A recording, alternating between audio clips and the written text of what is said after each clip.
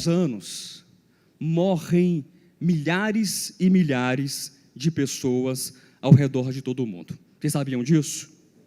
Todos os anos. São milhares, não são centenas. São milhares e milhares de pessoas ao redor de todo o mundo. Só para vocês terem uma ideia, uma estatística rápida em relação àqueles que morrem de doenças cardiovasculares. São doenças de ordem do quê? Do coração. Seja um infarto fulminante ou mesmo um problema congênito. A Organização Mundial da Saúde tem uma estimativa aproximada que por ano morrem em todo o mundo mais de 17 milhões de pessoas. Isso é pouco ou é muito? Somente pessoas que morrem em decorrência de algum problema ligado, vinculado ao coração. Por dia, no mundo, é mais um dado estatístico, morrem aproximadamente 24 mil pessoas por fome. De fome. Isso é muito ou isso é pouco? 24 mil por dia, o que daria por ano algo aproximado na casa de 9 milhões de pessoas. Enfim, morrem pessoas todos os dias, a cada segundo, em todos os lugares. Morrem pessoas em decorrência das mais variadas circunstâncias e situações. O coração é apenas uma delas. Existem outras enfermidades, outras patologias, acidentes, catástrofes naturais, e enfim, a grande verdade é que os homens estão morrendo, e aos milhares e milhares, durante todo o ano, todos os meses, dias e semanas. E quando nós falamos sobre a morte, nós podemos pelo menos considerar 3 questões que estão relacionadas à morte. São 3 questões muito importantes que eu quero compartilhar com vocês aqui nessa noite.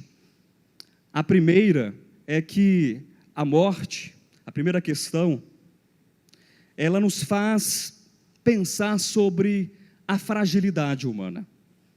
Você já parou para pensar sobre a sua fragilidade? Quem aqui já parou para pensar?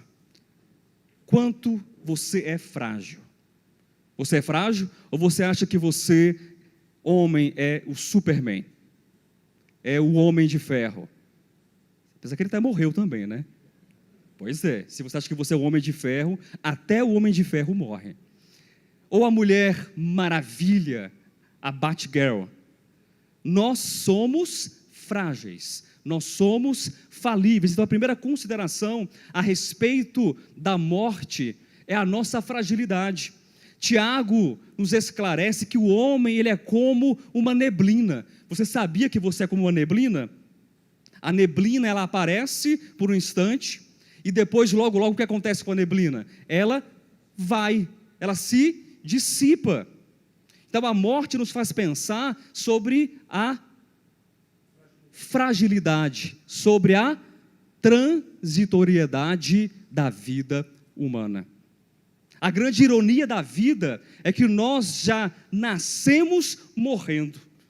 Não é uma grande ironia da vida? Imagina aquela criancinha coradinha, robusta, rosadinha, com os olhos tão bonitinhos, olhos cor de mel, olhos cor amendoada, verde, azul, não sei, ela nasce saudável, nasce robusta, mas a grande ironia da vida, que imagine só, ainda que ela não morra em decorrência do coração, ainda que ela não morra em decorrência de uma catástrofe natural, de um acidente, de um homicídio, de alguma coisa nesse sentido, ela pode morrer de velhice, aos 120 anos de idade, vivendo ditosos 120 anos de idade, mas a partir do momento que ela nasce, preste atenção nisso, aquela criança que tem em um curso natural da vida, digamos 120 anos, que é muita coisa, poucas pessoas vivem 120 anos. A partir do momento que ela nasce, ela está crescendo, ela está florescendo, ela é tão bela, mas ela está o quê? Morrendo. Ela está morrendo. Então a morte nos faz pensar sobre a nossa fragilidade, a nossa debilidade, a nossa situação de degradação humana, do ponto de vista do corpo, mas a morte também nos faz pensar sobre as injustiças sociais. Imagine só, eu falei agora há pouco em uma estatística que 24 mil pessoas morrem por dia, não é por ano, por dia de fome. E a gente pensa, realmente, a África aparece, na África tem muita gente que padece de fome, mas será que é só na África que pessoas morrem de fome? Onde mais morrem? No Brasil, na África e em vários lugares pessoas estão morrendo. Isso é uma injustiça social. Eu pergunto a vocês, vocês acham que falta comida nessa terra? Acham que falta comida, falta pão, falta água? Não, não falta. E por que pessoas estão morrendo sem água? Por que pessoas estão morrendo sem alimento, sem comida, sem remédios, sem vacinas? Por quê? Falta de justiça social. E é um problema que infelizmente assola toda a sociedade, países como o Brasil e países de primeiro mundo. Onde quer que você vá, haverá um determinado nível de injustiça social. Esse é o segundo ponto, ou é a segunda questão. Mas eu quero fazer você pensar sobre algo mais profundo e algo mais complexo em relação à morte. Não apenas a morte como algo decorrente de uma injustiça social, ou como algo que faz parte da nossa fragilidade humana, mas a morte enquanto uma condição comum e geral a toda a espécie humana. Não importa onde você vive, não importa qual a sua situação, a sua cor, o seu gênero, seu sexo, a sua posição social, nada disso importa. Todos, infelizmente, em um momento ou outro da nossa curta existência humana, seremos nivelados, seremos atingidos, seremos alcançados pela morte. Pastor Josué, mas aquela promessa de Apocalipse, que alguns serão arrebatados, sim, é verdade, mas se essa promessa não alcançar a nossa geração, não alcançar o nosso tempo, significa que nós, que estamos aqui nessa noite, e outros que nos escutam aqui, morrerão. Então quero te levar a considerar e a refletir sobre essa terceira situação, sobre a morte enquanto uma condição comum e geral a todos os homens. E eu quero compartilhar alguns textos para os irmãos nessa noite. Abra sua Bíblia em um primeiro texto, Romanos, capítulo 6. Nós iremos passear nas Escrituras, lendo uns 3, 4, 5 ou quem sabe 10 textos nessa noite. 3, 4, 5, 10 textos é bom, né? Enquanto você abre em Romanos capítulo 6, que é o primeiro texto que eu quero ler, eu quero propor duas perguntas para você nessa noite. Posso propor as duas perguntas? E eu quero responder essas duas perguntas ao longo dessa ministração. A primeira pergunta é: o que é a morte? Eu quero que você pergunte para quem estiver perto de você. Pergunte: o que é a morte? O que é a morte? A segunda pergunta: nós podemos nos livrar da morte? Pode perguntar também. Nós podemos nos livrar da morte? Muito bem. Primeiro texto, podemos ler? Romanos capítulo 6, versículo 23. E a parte A desse texto, do versículo 23, ela é o tema da mensagem de hoje. O salário do pecado é a morte. Acharam o texto? Porque o salário do pecado é a morte, mas o dom gratuito de Deus é a vida eterna em Cristo Jesus, nosso Senhor. Vamos apenas nos ater à primeira parte do verso. O salário do pecado é a morte. É um texto objetivo, categórico e claro. Há alguma dúvida na interpretação desse texto? O que é a morte? A morte de acordo com o texto que nós acabamos de ler, é o salário do pecado. Eu me lembro que esse foi um dos primeiros textos que eu aprendi, que eu decorei, que eu memorizei na minha experiência de escola bíblica dominical. Talvez muitos de vocês, alguns anos atrás, tenham decorado esse texto e outros textos também, que nos apavoraram.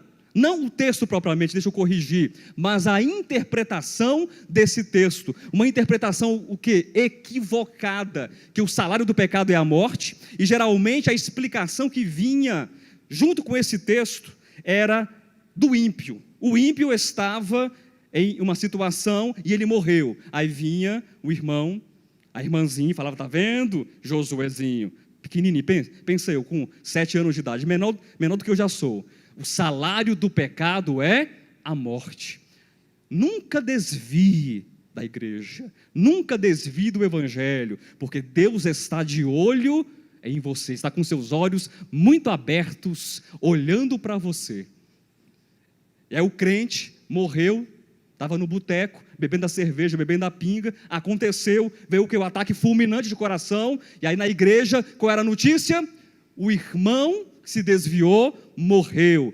Prestem atenção, porque o salário do pecado é a morte. Um texto sempre vinculado a uma situação externa. Um texto sempre vinculado àquilo que estamos fazendo, onde nós estamos, o que estamos comendo, o que estamos vestindo. Mas será que esse texto, ele é tão raso assim? Será que esse texto é tão superficial assim? Que o salário do pecado é a morte, no sentido de que o meu pecado, que pode ocasionar a minha morte, é fazer algumas coisas, é beber alguma bebida, é comer alguma comida, é vestir alguma roupa, é andar em alguns lugares. Será que, de fato, o significado do salário do pecado é a morte? É esse sentido? Vamos para o segundo texto, também em Romanos, volte a sua página, no capítulo 5, eu quero ler com você do versículo 12 até o versículo 17, quem achou, diga amém. Portanto, assim como por um só homem entrou o pecado no mundo, e pelo pecado a morte, assim também a morte passou a todos os homens, porque alguns pecaram. Alguns homens, infelizmente, quando nós olhamos para a história da humanidade, alguns homens pecaram. Quando eu olho para a história, eu percebo que Adolf Hitler pecou, porque ele foi um genocida, pastor Alexandre. Então, Hitler pecou. E homens da estirpe e da categoria de Hitler, apenas esses, alguns homens pecaram. Não? O que diz o texto? Todos pecaram. E esse todos inclui o pastor Josué? E esse todos inclui o pastor Alexandre? E esse todos inclui você que está aqui? Todos pecaram. Vamos prosseguir no texto. Porque até ao regime da lei havia pecado no mundo, mas o pecado não é levado em conta quando não há lei. Entretanto, reinou a morte desde Adão até Moisés, mesmo sobre aqueles que não pecaram, à semelhança da transgressão de Adão, o qual prefigurava aquele que haveria de vir. Ou aquele que havia de vir. Todavia, não é assim o dom gratuito como a ofensa, porque se pela ofensa de um só morreram muitos, muito mais a graça de Deus e o dom pela graça de um só homem, Jesus Cristo, foram abundantes sobre muitos. O dom, entretanto, não é como no caso em que somente um pecou, porque o julgamento derivou de uma ofensa para a condenação, mas a graça transcorre de muitas ofensas para a justificação. Preste atenção no versículo 17. Se pela ofensa de um e por meio de um só reinou a morte, muito mais os que recebem a abundância da graça e o dom da justiça reinarão em vida por meio de um só, a saber, Jesus Cristo. Diz o final do texto, reinarão em vida por meio de um só, a saber, Jesus Cristo. A primeira pergunta que eu fiz é, qual é o significado da morte? O que é a morte? E a segunda pergunta: é possível nós nos livrarmos da morte? De acordo com o texto que nós acabamos de ler em Romanos capítulo 5, do versículo 12 até o versículo 17. Por intermédio da graça de Cristo, por intermédio da ação salvadora de Cristo, por intermédio da misericórdia de Cristo, é possível que não apenas poucos, mas muitos reinem em Cristo abundantemente. A mensagem de hoje não tem o objetivo, não tem o intuito de ficar martelando em nossas cabeças dados estatísticos que falam sobre a morte, quem morreu do coração, quem morreu de acidente no trânsito, quem morreu de fome, quem morreu disso ou daquilo outro. Por mais que essas misérias nos afetem, que sejamos entristecidos por essas questões, mas eu quero falar sobre a morte em uma outra perspectiva. Eu quero responder o que é a morte em uma outra perspectiva. Eu quero convidar você, nós vamos passear em alguns textos nas Escrituras, e esses textos, uma coletânea que nos ajudarão a responder essas duas perguntas. Imagine como se fosse um mapa, e você tem um roteiro. Em cada parada, em cada texto que nós vamos gastar algum tempo, você tem uma informação que você vai juntar, que você vai adicionar, você vai colar para responder as duas perguntas. Vamos ler agora então, após a introdução, de fato, o primeiro texto que nos ajudará a responder a primeira pergunta. Qual é a primeira pergunta? O que é a morte? Abra sua Bíblia, por favor, no livro das sementes, livro de Gênesis, capítulo de número 2. Eu quero ler com você o versículo 16, o versículo 17, e também o capítulo 3, o versículo 6 e o versículo 7. Quem achou, diga amém. E o Senhor Deus lhe deu essa ordem, isso para o homem, para Adão: de toda a árvore do jardim comerás livremente. Qual foi a ordem que Deus deu ao homem? Adão, você está no meio do jardim, tem pêssego aqui, tem maçã, tem o que mais? Tem jaca, tem tomate, tem banana, tem jiló, tem quiabo, tem tudo isso, tem cheiro verde, tem maxixe. Mas não é no final da feira não, não é a xepa não, né? Aquele cheiro verde, verdinho, verdinho, verdinho.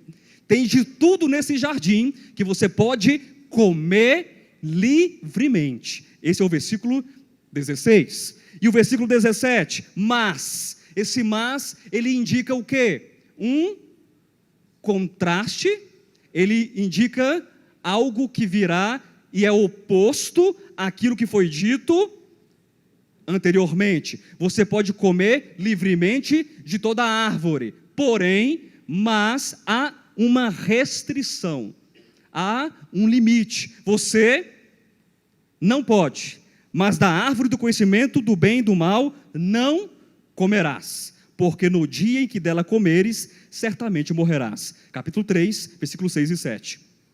Vendo a mulher que a árvore era boa para se comer, que árvore é essa, queridos? A árvore do conhecimento do bem e do mal, agradável aos olhos, e árvore desejável para dar entendimento, tomou-lhe do fruto e comeu, e deu também ao marido, e ele comeu. Abriram-se-lhe então os olhos de ambos, e percebendo que estavam nus, coseram folhas de figueira e fizeram cintas para si. Esse é um dos textos mais simbólicos das Escrituras. É um texto de caráter completamente pedagógico.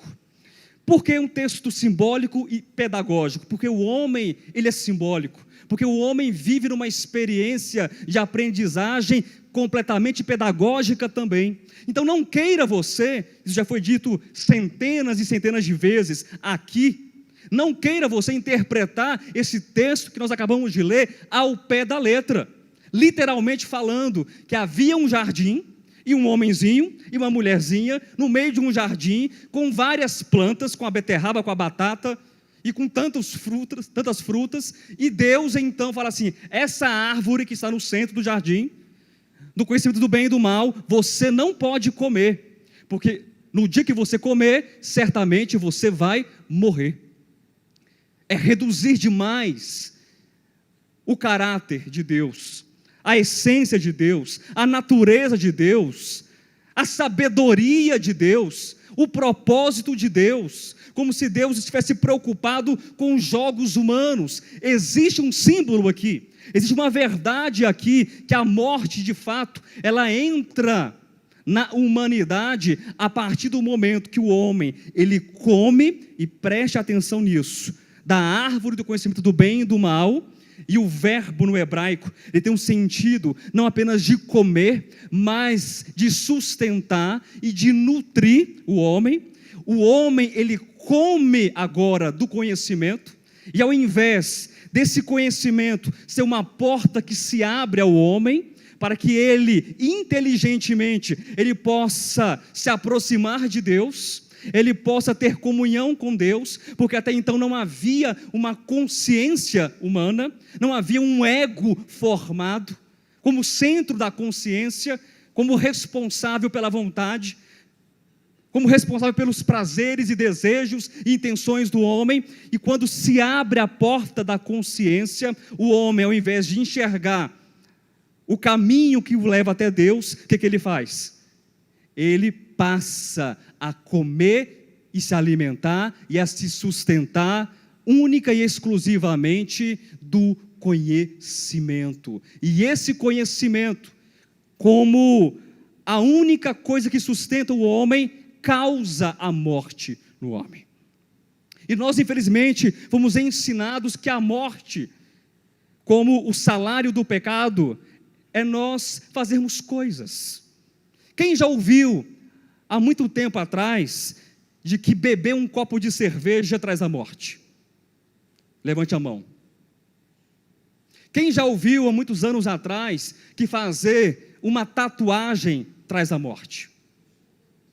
Tem alguém tatuado aqui? Vocês estão na fila da morte. Quem já ouviu que usar um brinco, um piercing no nariz, eu particularmente não utilizaria um piercing no meu nariz, eu acho que não combina com o meu perfil. Não combina com o meu perfil. Mas não tem problema, quem quer que goste de usar, um piercing no nariz. Usar roupa preta. Esse pastor é muito estranho, só prega de preto. Será que ele é o quê? É maçom? Será que ele é o quê? Ele é satanista? As palavras dele, assim, são tanto que misteriosas. Ele vem primeiro com dados estatísticos e depois enrola a gente com as palavras que nem sabe para onde vai. Morte enquanto coisas que estamos fazendo, queridos. Morte, salário do pecado é a morte. Na semana passada nós ouvimos uma ministração excepcional, que nos dizia sobre o alvo do homem. E eu não digo apenas o alvo da igreja, o alvo do cristão. Qual é o alvo do homem? Quem esteve aqui na semana passada? Qual o alvo do homem? Ganhar na Mega Sena da virada. O alvo do homem é conquistar a casa própria. O alvo do homem é viajar, é casar, é ter filhos. Qual é o alvo do homem? Quem esteve aqui na semana passada? Conquistar a Cristo. Nós nascemos com esse objetivo, nós nascemos com esse plano implantado no nosso coração. O nosso alvo, a nossa meta, o nosso objetivo, a nossa razão é Cristo. Todas as coisas que nos desviam desse propósito, dessa meta, desse alvo, isso sim é pecado, é hamartia, como foi dito. Tudo que nos desvia desse objetivo é pecado. Então, o conhecimento, ele pode nos desviar, sim ou não? Mas o conhecimento, a inteligência humana, a consciência, o ego humano, podem nos fazer estar próximos de Deus. Com a minha razão, com o meu intelecto, com os meus desejos, com a minha vontade, com a minha sabedoria, eu posso utilizar tudo isso, todas essas coisas, para estar servindo a Deus, para estar próximo a Deus.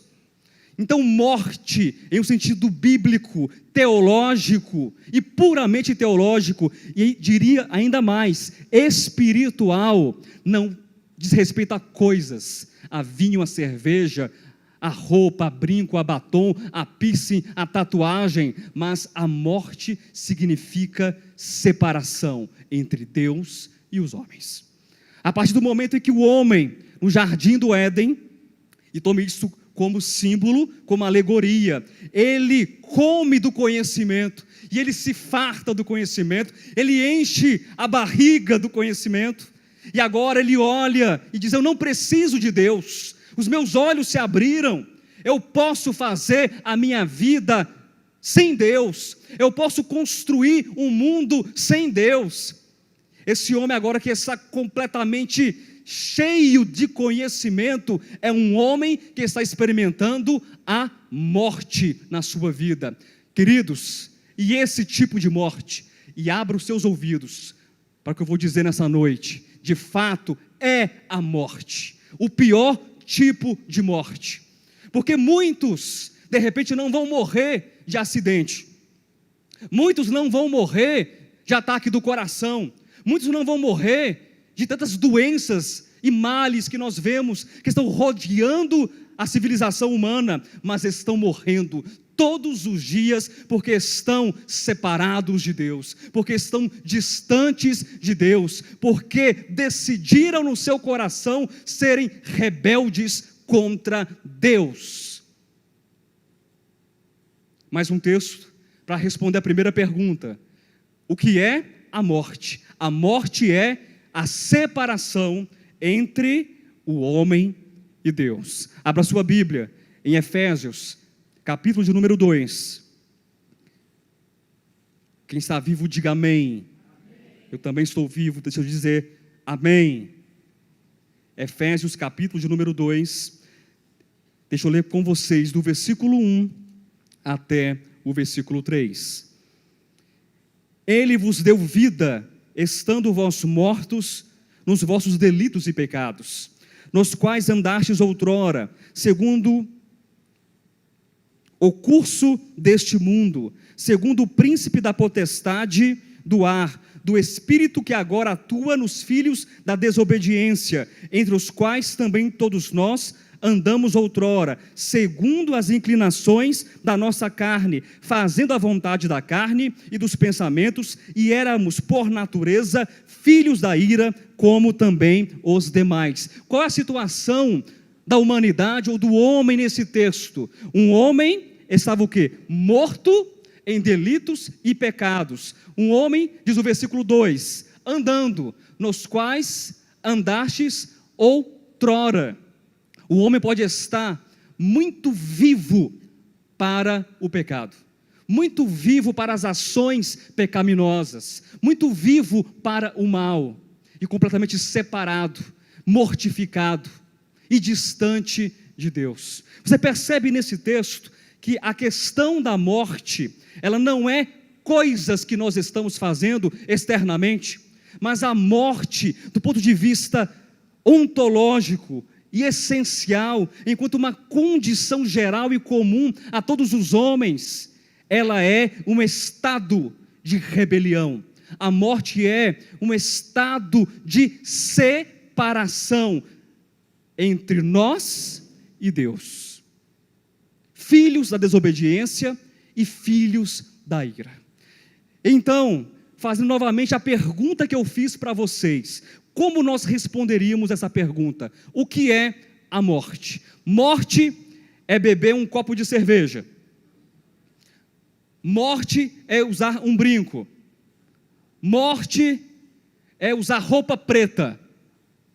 Morte é separação entre Deus e os homens. Quando eu falo muito de cerveja ou de outra bebida, eu não estou fazendo em hipótese alguma apologia ou propaganda para que vocês bebam. Todos nós somos maduros e estamos percorrendo o caminho da perfeita varonilidade. Cada um sabe de si e tem uma consciência, ou deveria ter uma consciência iluminada diante do Senhor. Se você bebe, beba então com moderação. Se você não bebe, não beba e pronto, beba para a glória de Deus, não beba para a glória de Deus. Não estou fazendo propaganda para que vocês bebam. Compreendido isso, queridos? Para que depois os irmãos não saiam daqui, o pastor sempre fala de bebida e bebida. Por que será? É uma desculpa, é uma justificativa? Não, porque infelizmente são os exemplos que nós temos, que são os mais próximos de nós, nessa vida religiosa, nessa vida tão aprisionante, de que o pecado é fazer coisas. Não, queridos, o pecado é estar com o coração distante de Deus. E eu posso estar aqui, eu digo eu, no sentido da aplicação do termo, eu posso estar hoje à noite aqui, tendo uma experiência de morte na minha vida, estar separado de Deus, estar com o coração distante de Deus, porque estou me valendo mais do meu conhecimento, porque estou me valendo mais das minhas forças, estou me valendo mais de qualquer outra coisa que não seja Deus. Eu posso fazer aqui, de repente, um trocadilho com os termos do texto que diz: não só de pão viverá o homem, mas de toda a palavra que sai da boca de Deus. Não só de pão viverá o homem não vive de coisas, o homem não vive apenas de coisas que são externas, mas o homem vive do quê? De Deus. E o quanto de Deus você está comendo? E o quanto de Deus você está bebendo? O quanto de Deus você está experimentando e desfrutando? Às vezes nós estamos morrendo. Às vezes nós estamos definhando espiritualmente.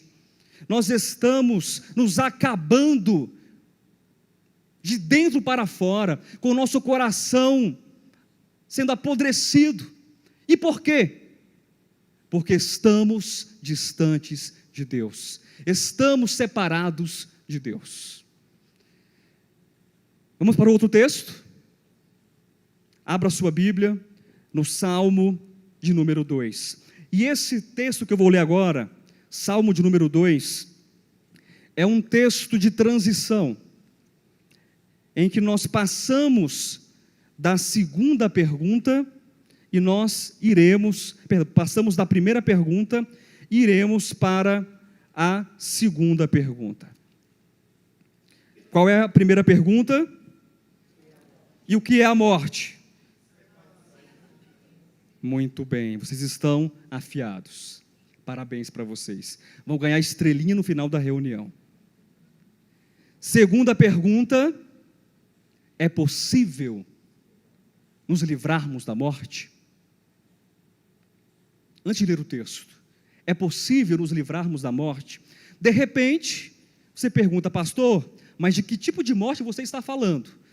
Se eu estou falando da morte que foi dita no início da reunião, ou da mensagem, que é passível a todos os homens, morte de bater o carro, coração e doença, essa morte invariavelmente vai alcançar a todos os homens.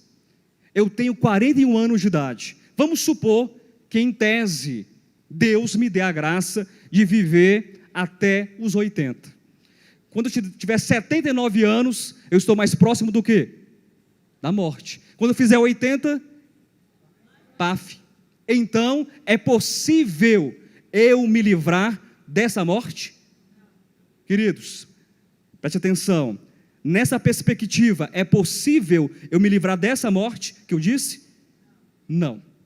Mas é possível eu me livrar da morte, separação? É possível me livrar da morte, rebelião? É possível? Sim. E esse texto nos fala sobre isso. O Salmo 2 é um texto belíssimo. É um salmo messiânico, e é um salmo que nessa mensagem é um texto de transição, que nos fala sobre a primeira pergunta, e também nos fala sobre a segunda pergunta e a resposta. Leia juntamente comigo todo o texto. Nós temos até as 10 horas da noite para acabar essa mensagem hoje. Porque se enfureceram os gentios, e os povos imaginam coisas vãs. Os reis da terra se levantam, e os príncipes conspiram contra o Senhor e contra o seu ungido, dizendo: rompamos os seus laços, e sacudamos de nós as suas algemas. Ri-se aquele que habita nos céus, o Senhor zomba deles. Na sua ira, a seu tempo, lhes há de falar, e no seu furor os confundirá. Eu, porém, constituí o meu rei sobre o meu santo monte Sião, proclamarei o decreto do Senhor.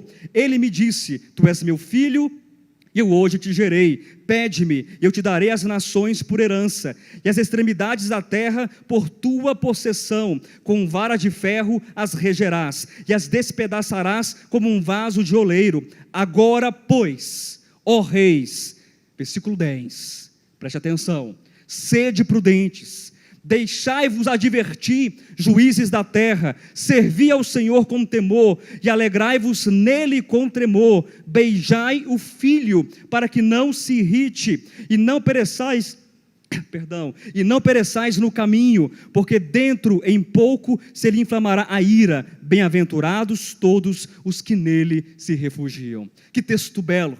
A primeira parte do texto fala de homens, de reis, de príncipes, de pessoas que rompem os seus laços com Deus, rompem a sua aliança com Deus, e eles não querem ter comunhão com Deus, eles não querem ter intimidade com Deus. Ah, pastor, mas são os povos perversos, são os ímpios. Queridos, leia a Bíblia como ela deve ser lida. A Bíblia é para você, a Bíblia é para mim. Todo texto que nós lemos, ele precisa nos afetar, ele precisa nos influenciar, seja para que nós tomemos um rumo positivo em direção a Deus, ou seja, de causar algo no nosso coração, de que nós iremos perceber que há algo errado dentro de mim, e eu preciso reagir. Vocês entendem isso? Então esse texto nos fala de uma condição humana de rebelião, de afronta contra Deus, de romper o relacionamento, de romper a aliança e os laços com o Altíssimo. Essa condição é uma condição de vida ou uma condição de morte? Obviamente é uma condição de morte. Olha o texto: romper os laços, sacudir as algemas, se levantar contra o Senhor, se levantar contra o príncipe de Deus. Mas o texto diz que Deus, ele estabelece o seu príncipe, ele estabelece o seu rei, ele estabelece o seu governador, ele estabelece o seu domínio, ele estabelece a autoridade dele, que é o próprio Cristo, que é o próprio Senhor. E eu fiz a segunda pergunta: é possível nos livrarmos da morte? E aí vem a resposta: sim, é possível nós nos livrarmos da morte. Se o problema da morte é uma separação, qual é o antídoto? Se o problema da morte é o estar distante de Deus, Deus está do outro lado. Para que nós entendamos essa metáfora, Deus está do outro lado. Eu estou aqui rompendo os laços, sacudindo as algemas, e o salário do pecado é a morte. Quanto mais eu estou me distanciando, eu estou o quê? Morrendo. Qual é a solução para a morte? Reconciliação, reaproximação. Pastor Josué, eu não estou entendendo nada. Essa palavra não é para crente, pastor. Essa palavra não é para o DEVAP, não, essa palavra é para nós. Todos nós precisamos de reconciliação. Todos nós precisamos de comunhão. Todos nós precisamos estar com os nossos laços, as nossas ligaduras cada vez mais firmes e próximas do nosso Deus. Às vezes as nossas ligaduras estão muito frouxas, muito distantes em relação a Deus. Tenhamos consciência do nosso posicionamento, tenhamos consciência do nosso chamamento, tenhamos consciência da nossa razão, da nossa fé, da nossa existência, queridos. Nós recebemos muito de Deus, nós recebemos graça. unção, nós recebemos salvação, nós recebemos dons, recebemos a palavra, a revelação, e nos comportamos não poucas vezes como esses homens que nós enchemos o peito para dizer que são homens ímpios, e os nossos laços estão distantes, a nossa ligadura com Deus está distante, mas existe oportunidade para nós, amém? Existe esperança para todos aqueles que porventura estão com seus laços distantes do Criador, do Salvador e do Senhor. É possível nos livrarmos da morte? É possível? Sim. Que o texto diz, versículo 10, qual é a solução para a morte? Agora, pois, ó reis, sede prudentes, deixai-vos advertir, juízes da terra. A palavra prudência, ela tem um sentido de quê? Me ajudem aí os letrados, os gramáticos.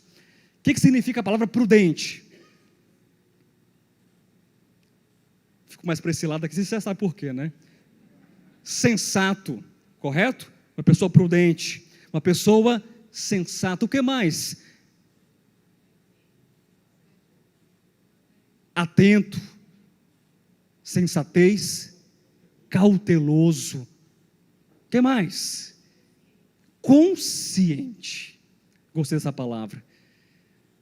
Vocês concordam que esse sinônimo, essa palavra é adequado? Consciente. Consciente. Inteligência. A inteligência que Deus te deu é para quê? É para isso. Eu li um artigo hoje, e aconselho que vocês leiam esse mesmo artigo, está no nosso site, falando sobre a árvore do conhecimento do bem e do mal.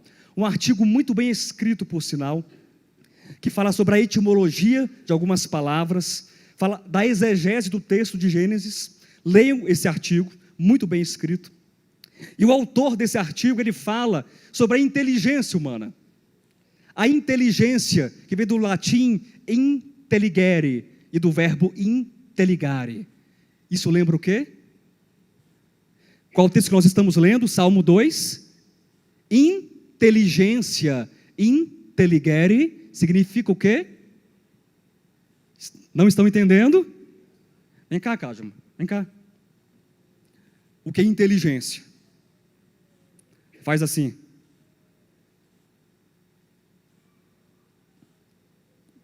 Tá ligado aqui, pessoal? Tá ligado aqui? Vai sentar.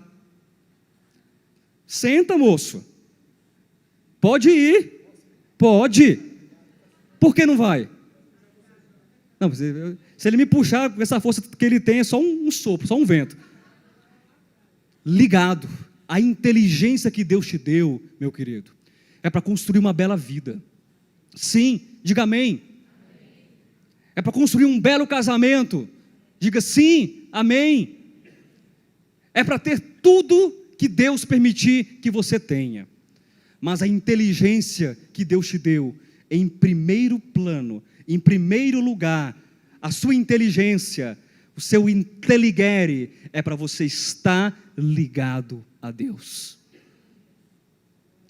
Sede prudentes, é a resposta, é a cura para a morte. E todas as vezes que eu experimento essa ligação com Deus, que eu experimento essa aproximação com Deus, eu estou sendo gradativamente curado da morte que habita em mim. Diz o versículo 10, agora pois, ó reis, sede prudentes, deixai-vos advertir, juízes da terra, servi ao Senhor com temor, e alegrai-vos nele com tremor. Versículo 12, beijai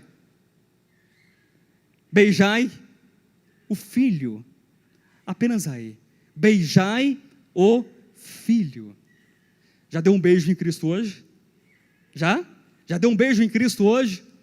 Como é bom beijar o Senhor. Na minha família a gente tem um costume, os homens se beijam muito. Eu sempre beijo meu pai quando vejo meu pai. Meu pai sempre me beija no rosto quando me vê. Eu beijo os meus filhos e meus filhos me beijam em qualquer lugar. Sinal de intimidade, de identificação. Deus nos convida a beijarmos o Filho, a termos comunhão com o Filho. Ninguém beija se você manda beijo. Manda beijo. Mandar beijo é mandar, mas beijar requer o quê? Encostar os lábios na face de alguém. Isso requer proximidade. E isso é cura para a morte. Isso é cura para a rebelião. Amém, queridos? Vamos prosseguir? Ainda faltam uns 4, 5 ou 6 textos. Abra sua Bíblia, por favor, em Colossenses, capítulo número 1. Ainda respondendo à maneira de sermos tratados da morte. Essa separação que nos mantém tão distantes de Deus. Qual o texto mesmo? Colossenses, capítulo 1, vamos ler o versículo 13 e o versículo 14. Se eu achar, né? Ele nos libertou do império das trevas e nos transportou para o reino do Filho do seu amor, no qual temos a redenção, a remissão dos pecados. Irmãos, que texto belíssimo é esse? Esse texto é bonito? É bonito? É feio esse texto? O que o texto diz? Ele nos libertou do império das trevas e nos transportou para o reino do Filho do seu amor, do qual nós temos a redenção, a remissão dos pecados. É isso que diz o texto? Belíssimo texto. Sabe o que é mais belo que o texto? Sabe o quê? A experiência desse texto. A experiência. Esse texto fala de uma mudança de posição. Fala de uma mudança de consciência. Mudança de posição é sinônimo de mudança de consciência. Nós que estávamos no império das trevas, e isso transmite a ideia de quê? De separação, não é isso, de Deus? De rebelião, de distanciamento. Nós fomos transportados para o reino do Filho do seu amor. E nessa mudança de posição, que é a mudança de consciência, isso foi possível por intermédio da cruz, por intermédio do sangue de Cristo, por intermédio da reconciliação, por intermédio do sangue. Nós cantamos hoje à noite, nós cantamos que foi pelo sangue que nós fomos o quê? Curados. Me ajudem, foi pelo sangue que nós fomos salvos, foi pelo sangue que nós fomos libertos e comprados, sarados. É pelo sangue, queridos. A morte, ela pode ser vencida sim, nós podemos vencer a morte. Talvez eu não consiga vencer na minha experiência humana, e não seja arrebatado, não consiga vencer essa morte enquanto algo que atinge os meus membros físicos. Eu posso morrer de gripe, posso morrer de coração, posso morrer de qualquer outra coisa, mas eu posso todos os dias vencer a separação entre Deus e o homem. Eu posso pelo sangue, eu posso pela reconciliação, pela cruz, por Cristo Jesus, pelo governo, pelo reino de Deus, que não está fora do homem, muito pelo contrário, está dentro do homem. A partir do momento que eu beijo o Filho, eu estou dizendo: reina sobre mim, Senhor, reina sobre mim, pois eu sou apenas um servo teu. Eu tenho inteligência sim, eu tenho tantas coisas que poderiam fazer com que eu ficasse livre nessa terra, mas o meu prazer não é ser livre para fazer o que eu quero, mas o meu prazer é ser escravo de Cristo e estar ligado a Cristo. É beijar o Filho e dizer: reina, Senhor, reina sobre mim, reina sobre o meu coração, reina sobre os meus interesses. Reina, Senhor, sobre o meu casamento, reina sobre os meus negócios, reina sobre a minha família, reina, Senhor, sobre mim, e a morte será vencida todos os dias. E talvez olhem para você, e você pode estar até mesmo, quem sabe eu falo para pessoas nessa noite, numa cama de hospital, sendo vencido pela morte, que come o corpo, que destrói os ossos, que destrói o sangue, mas essa morte, que destrói o sangue, que destrói os ossos, ela não pode alcançar o espírito e a alma e o coração daquele que diz: reina sobre mim, Senhor. Não pode. Isso é vencer a morte. Mudança de posição, mudança de consciência. Deus te convida a experimentar essa mudança de consciência. Diga amém. Abra sua Bíblia no Evangelho de João. Eu vou correr mais um pouquinho. Capítulo de número 5. Quero ler com vocês o versículo 24 e o versículo 25. Acharam, queridos de Deus? Em verdade vos digo, quem ouve a minha palavra e crê naquele que me enviou, tem a vida eterna. Não entra em juízo, mas passou da morte para a vida. Em verdade vos digo, que a hora já chegou, em que os mortos ouvirão a voz do Filho de Deus, e os que ouvirem, viverão. O versículo 24 diz: aquele que crê, não entra em juízo, mas passou da morte para a vida. Diga, eu passei. Diga, eu passei da morte para a vida. Graças a Deus. Nós passamos da morte para a vida. Por quê? Porque nós cremos.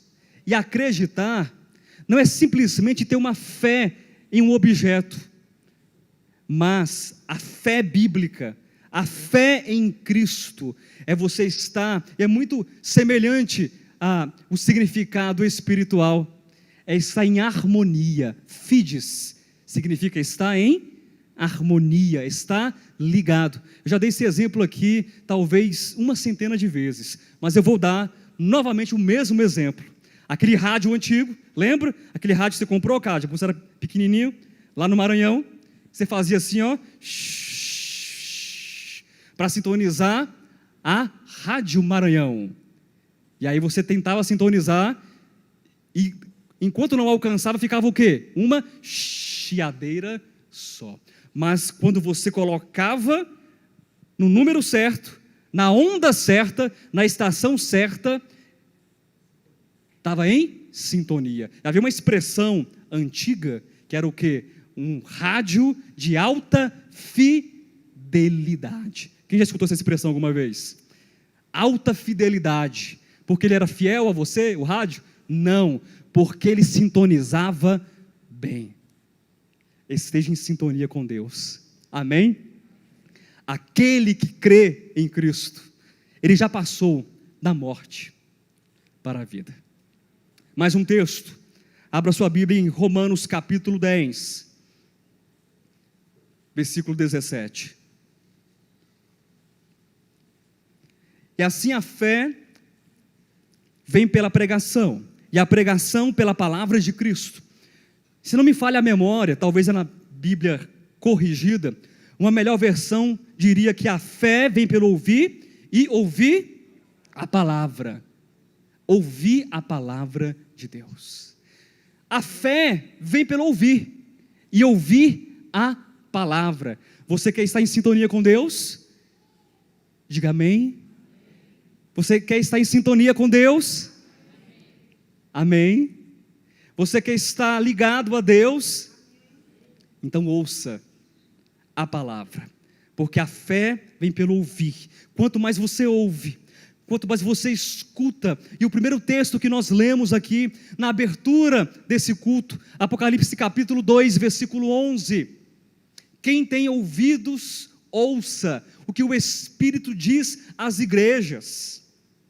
O vencedor não, que diz o texto? Sofrerá o dano da segunda morte. Só abrir um parênteses aqui, o dano da segunda morte, ele é explicado em Apocalipse capítulo 20, versículo 14. Nós teremos que ter uma única mensagem, no mínimo, para falar sobre o dano da segunda morte, o que é ser lançado no lago de fogo e enxofre. A separação, mas para que vocês entendam, a separação última, extrema e final entre os homens rebeldes que não beijaram o filho, que não se reconciliaram com o filho. O destino deles é a morte, é sofrer o dano da segunda morte. Mas o texto de Apocalipse 2:11 diz: quem tem ouvidos ouça. Quem tem ouvidos aqui? Amém. E o Espírito está falando conosco nessa noite. Eu acredito que o Espírito que falou há mais de 2000 anos atrás, ele continuou falando ao longo dos séculos, e ele fala hoje para nós que temos ouvido para escutar e para reagir. Aquele que crê no Senhor, aquele que beija o Filho, não experimentará, não sofrerá o dano da segunda morte. É fé, é fidelidade, é ouvir, é acreditar, é se apegar, é se aliançar com Deus todos os dias, é ter comunhão com Deus. Vamos para mais um texto. João, capítulo de número 11. Estou praticamente encerrando, queridos. João, capítulo 11, versículos 23 e 26. Essa porção, para contextualizar, é a porção que fala sobre a ressurreição de Lázaro. Todos conhecem esse texto. Que Jesus Cristo recebe a notícia que o seu grande amigo, e Cristo era amigo de fato da família de Lázaro e de suas irmãs, o seu amigo estava doente, muito doente. E Jesus Cristo ouve essa palavra, e ele fala que essa doença não é para a morte, mas é para a glória de Deus. E Jesus Cristo faz o que? Sai correndo. Então ele fica no lugar, mais 2 dias na sua cidade, e depois vai ao encontro de Lázaro. Quando ele chega na cidade de Lázaro, em Betânia, Lázaro já estava morto, sepultado e fedendo há 4 dias. Então, no versículo 23, Jesus declara para Marta, declarou-lhe Jesus: teu irmão há de ressurgir. Versículo 24, eu sei, replicou Marta, que ele há de ressurgir na ressurreição no último dia. Preste atenção nesse texto. Jesus diz o quê? Teu irmão há de ressurgir. Eu disse a vocês que os textos, a Bíblia, ela tem um caráter profundamente simbólico. E Marta compreende, eu sei, ele vai ressurgir no último dia. Mas perceba a cena que Cristo constrói com fato e com a alegoria, com a escatologia e com a realidade espiritual. Versículo 24, eu sei, replicou Marta, ele há de ressurgir na ressurreição no último dia. Versículo 25, todos estão olhando para a Bíblia? Disse-lhe Jesus, eu serei a ressurreição e eu serei a vida. Tem certeza? Eu tenho que trocar os meus óculos. Ele não disse serei a ressurreição, ele não disse serei a vida. O que ele diz? Eu sou quando? Agora. Eu sou quando? Hoje. Eu sou quando? Nesse momento. Para você, Marta, que está viva, para Lázaro, que está morto, eu sou a ressurreição e eu sou a vida. Isso é vencer a morte. É ter experiência de salvação, de cura, de libertação, hoje, com aquele que é a vida, com aquele que é a ressurreição. Quem crê em mim, ainda que morra, viverá. Eu acho esse texto espetacular. Aquele que crê em mim, ainda que morra, viverá. Irmãos, vocês conhecem o texto, não conhecem? Lázaro ressuscitou? Queridos, Lázaro ressuscitou? E o que aconteceu depois com Lázaro? Não sei quanto tempo. O que aconteceu com Lázaro? Está vivo não? Vai lá em Betânia. Não está. Tem certeza, mas ressuscitou. Ele morreu. Aquele que crê em mim, ainda que esteja morto, viverá. E esse morto, ele é físico? Ele é simbólico. Ainda, porque a condição do homem, Deus ressuscita os mortos. O nosso Deus é o Deus que ressuscita os mortos. O nosso Deus é um Deus de reconciliação. O nosso Deus é um Deus de salvação, é um Deus de cura, que certamente Ele vai resolver definitivamente o problema da morte que alcança o corpo. Eu sei que Ele vai fazer isso. No futuro, no novo céu, na nova Jerusalém, não haverá mais morte. Pessoas não morrerão de câncer. Pessoas não morrerão de AIDS. Pessoas não morrerão de fome. Pessoas não morrerão porque não tem água para beber. Porque não tem comida para comer. Não porque falta, mas porque o homem é mau e injusto. Isso não existirá. Mas muito mais do que esse tipo de coisa, de vencer a morte que afeta o corpo, pela fome, pelas drogas, pelos acidentes, pelas doenças, muito mais, Cristo está vencendo a morte que habita dentro de nós, a morte que causa separação entre nós e Ele. Está escrito em 1 Coríntios capítulo 15, o capítulo áureo da ressurreição e da vitória do glorioso, que convém que Cristo reine, até que Ele ponha todos os inimigos por estrado, por tapete dos seus pés, e Ele está vencendo todos os dias, desde o momento da sua ressurreição, da sua ascensão e glorificação, Ele está vencendo todas as coisas. Ele vence o mal, Ele vence o diabo, Ele vence os demônios, Ele vence todas as coisas e por fim vencerá a morte, o último inimigo a ser vencido. Mas Ele está vencendo hoje no meu coração e no seu coração a separação que nos afastou do Éden, que nos deixou fora do Éden. E para nós hoje, Cristo é o nosso Éden, é o nosso lugar de delícias, é o nosso prazer. Ele é a vida e a nossa árvore da vida. Para encerrar, abra sua Bíblia em Apocalipse, capítulo de número 21. O tema da mensagem de hoje disse que o salário do pecado, eu não escutei. O salário do pecado é a morte. E o que é a morte? É a separação entre nós e Deus. E como podemos vencer a morte? Aproximando-se, beijando o Senhor, reconciliando. Apocalipse 21. Vi novo céu e nova terra, pois o primeiro céu e a primeira terra passaram e o mar já não existe. Vi também a cidade santa, a nova Jerusalém, que descia do céu da parte de Deus, ataviada como noiva adornada para o seu esposo. Então ouvi grande voz vinda do trono, dizendo: eis o tabernáculo de Deus com os homens, Deus habitará com eles, e eles serão povos de Deus, e Deus mesmo estará com eles, e esse Deus lhes enxugará dos olhos toda lágrima. O quanto nós não temos chorado, nós temos chorado por perdas, por prejuízos, pela morte que nos cerca, pelas doenças, pelas tragédias, que acontecem não apenas com os outros, mas acontece também conosco, às vezes, na nossa própria casa.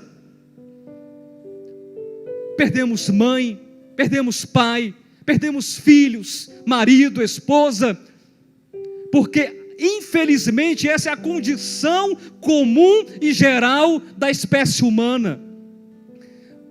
Mas Deus começou um propósito.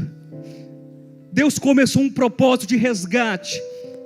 Em João capítulo 5, quando Cristo cura aquele paralítico, Ele diz para aqueles fariseus que diziam: você não pode curar no sábado, eu e o meu Pai trabalhamos, e trabalhamos até agora, nós estamos fazendo alguma coisa, e haverá a consumação desse trabalho, diga glória a Deus, e haverá a finalização desse trabalho, diga glória a Deus.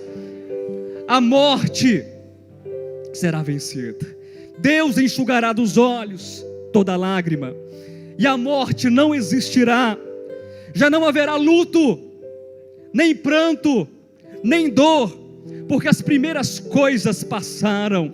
E aquele que está sentado no trono disse: eis que faço novas todas as coisas. E acrescentou: escreve, porque estas palavras são fiéis e verdadeiras. Disse-me ainda: tudo está feito, eu sou o alfa e o ômega, o princípio e o fim. Eu, a quem tem sede, diga eu tenho, darei de graça da fonte da água da vida. O vencedor herdará estas coisas, e eu lhe serei Deus, e ele me será filho. A morte foi vencida. Aplauda o Senhor. A morte foi vencida. Eis a resposta para a nossa indagação. Se coloque de pé, porque a morte foi vencida. Louvado seja o nome do Senhor.